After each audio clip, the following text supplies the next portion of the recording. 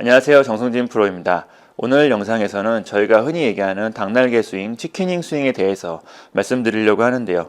닭날개 스윙, 치킨닝 스윙 같은 경우에는 공을 치고 난 다음에 팔로우 스루 동작에서 왼팔이 벌어지면서 바깥쪽으로 벌어지면서 올라가는 스윙의 형태를 보통 닭날개 스윙, 치킨닝 스윙이라고 부르고 있습니다.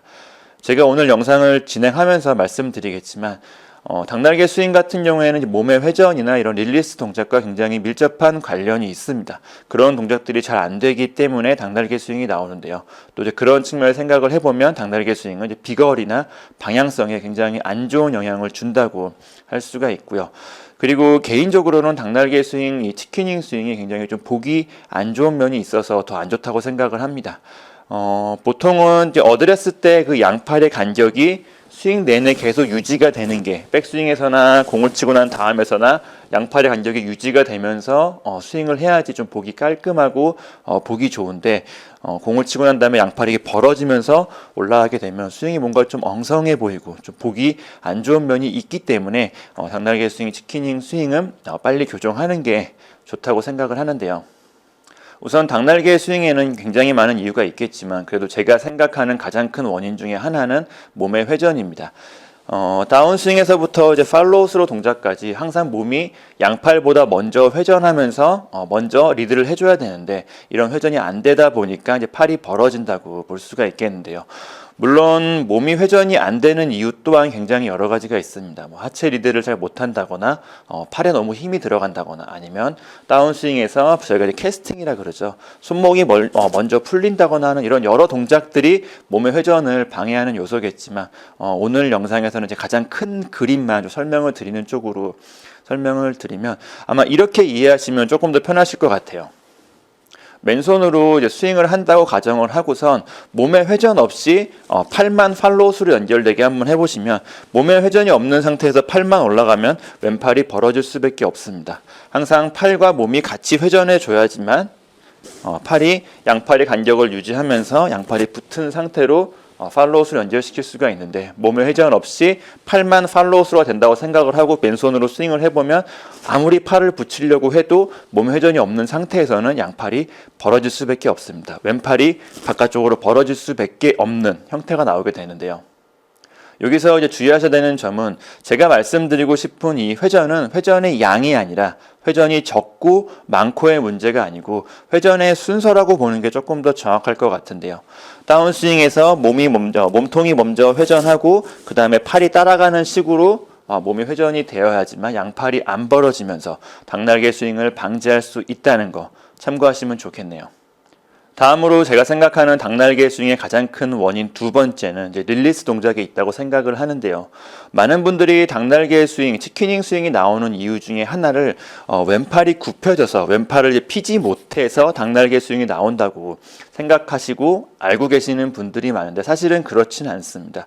왼팔이 펴지고 굽혀지는 거, 팔로우 스루에서 왼팔이 펴지고 굽혀지는 거하고 상관없이 왼쪽 팔의 팔꿈치가 어디를 바라보는지가 좀 더 중요한데요. 조금 더 정확하게는 팔로우 스루 동작에서 왼쪽 팔꿈치가 항상 지면을 바라볼 수 있도록 팔로우 스루를 해주면 닭날개 스윙이 없어지게 됩니다.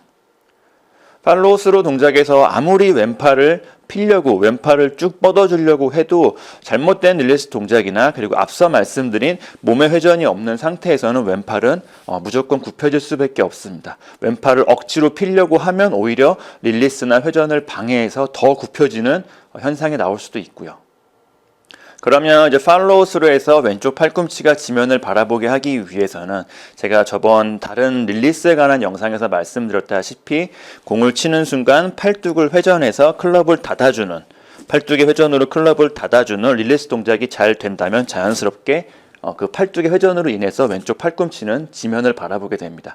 펴지고 굽혀지는 거와 상관없이 바깥으로 벌어지지 않는 형태로 팔로우 스루와 피니시가 연결되게 되는 거죠. 그리고 추가적으로 아마 이렇게 이해하시면 조금 더 편하실 것 같은데 공을 치고 난 다음에 이제 팔뚝의 회전을 못해서 릴리스를 정확히 못해서 내 손보다 클럽 헤드가 앞에 있다면 이 상태에서는 어쩔 수 없이 팔꿈치가 뒤쪽으로 벌어질 수밖에 없습니다.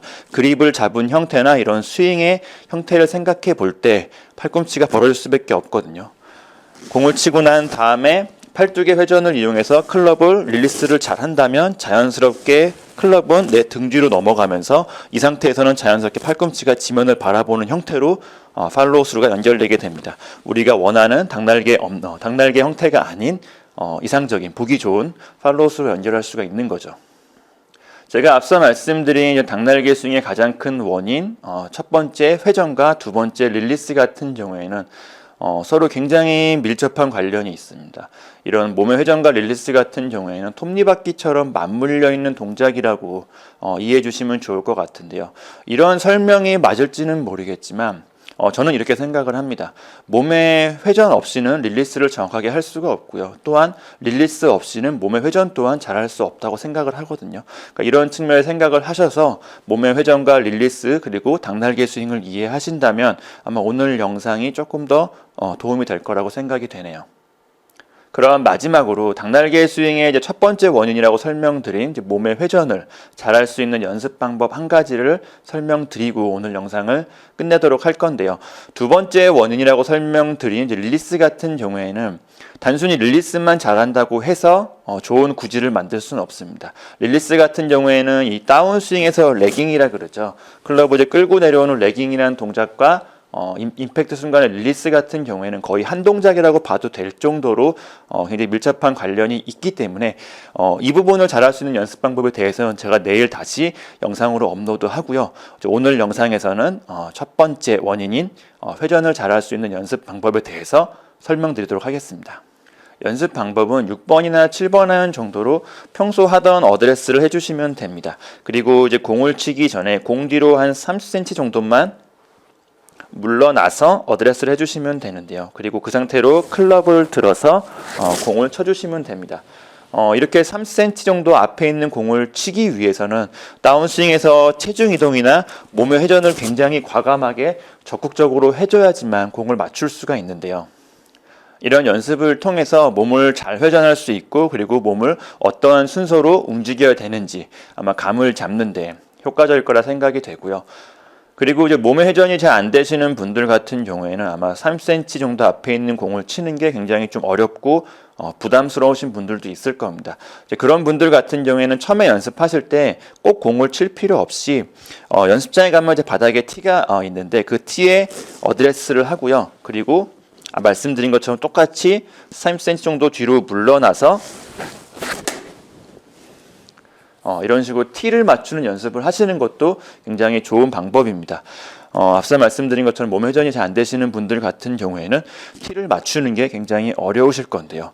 제가 방금 보여드린 것처럼 티를 정확히 칠 수 있을 정도로 적극적으로 체중 이동과 몸의 회전을 이용하신다면 당날개 스윙을 교정하는 데 도움이 될 겁니다.